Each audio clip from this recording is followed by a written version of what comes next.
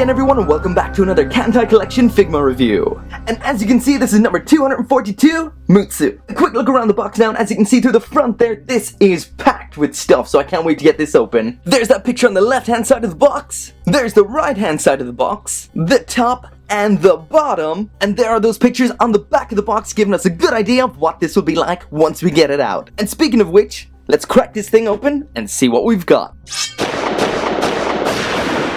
As you can see, the rear section in there is in a nice dark red, which really complements the grey box. And of course, the DI stage section is still in there and still kind of pointless. Next, the clear inner packaging. And so what we can see through here is the figure, alternate faces, this awesome looking anchor, some other parts down here, and of course here, and here we've got those epic cannons. And busting that open further, we've got the instructions, Figma bag, as well as the stand. And of course, here's the main event, the figure itself. Of course, there's also hands in there as well. So there she is out of the box, and yet again, another fantastic looking Kancolle Figma. Out of the three I've looked at so far, this has to be my favorite design yet. But then again, I still have Nagato to take a look at, and that one will be coming soon. The eyes here on the default face, as usual for a Max Factory release, look fantastic. However, the rest of that face is a little underwhelming. I can see what they're going for there, but that mouth is so faint, it's hardly even there. At first, the hair looks great. The bangs there are very detailed. A lot of nice clumps of hair. Moving around to the back, and we've got a couple of layers of little pointy spikes there. But as you move it around and looking close, there are quite a few noticeable mold lines on here, as well as this here, which seems to be bubbles in the paintwork. Now keep in mind, you don't normally see things like this with a Max Factory release, so I'm gonna guess that it's just a bit of a screw up on this particular one. Also, in person, it's not as apparent as it is through the camera, but still, that's not a nice thing to see. The hairband there seems to feature some kind of masts. I am by no means a ship expert, so if that's not what they are,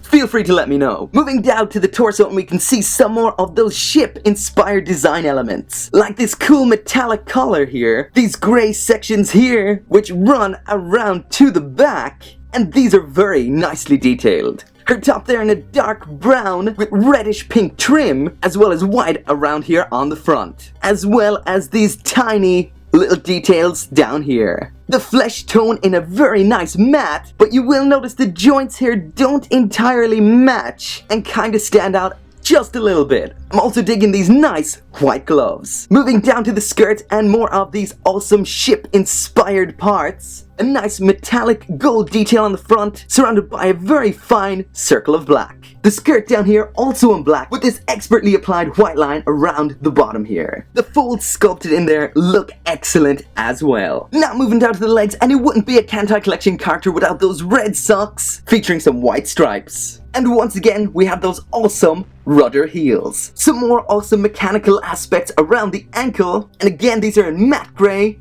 and matte red. So here she is with everything that she comes with. And that is an anchor, the alternate leg section for attaching that to, one half of the ship section, 9 alternate hands with the default, that's 11, as well as a spare wrist joint, the other half of the ship segment, and finally, the ship part that sticks into her back. So as for hands, we've got widespread open hands, a pair of fists, a pair of standard Figma holding hands, a pair of saluting hands, as well as these open, relaxed hands. And this, which you can only assume, is a kiss-blowing hand. As for faces, we've got our standard expression, a smiling expression, as well as this kiss-blowing expression. There's that ship section that sticks into the hole in our back that the stand would stick into, so then the stand sticks in down here into the bottom of that. So there are those ship sections connected, and they look awesome. A whole bunch of moving parts on here. These sections can rotate around, the cannons can move up and down. As for these front parts, we've got some up and down movement, as well as that